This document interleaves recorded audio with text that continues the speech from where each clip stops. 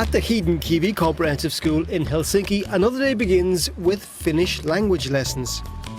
The kids are covering 3 topics over 3 hours: forming arguments and expressing ideas, working in a group, using shared documents to enhance learning.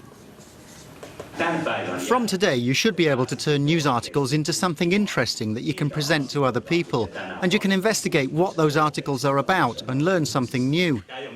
The pupils chose newspaper articles on archaeology, sport and refugees as their themes or phenomena, and now they're working on specific topics.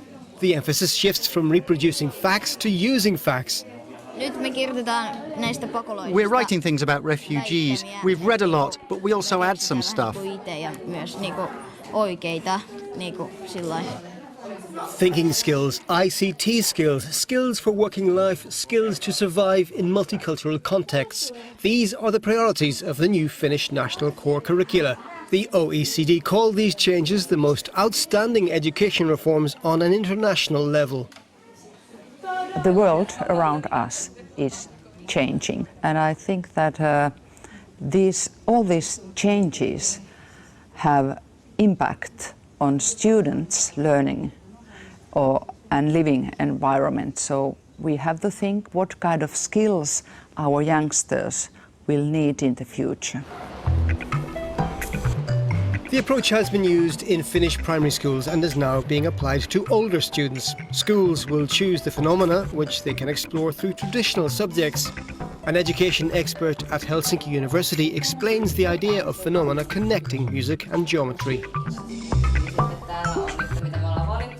We kind of still use subject orientation, and we take care of the knowledge base of let's say, mathematics. But at the same time, we want to find different orientations that we can use in a nice balance between this subject orientation.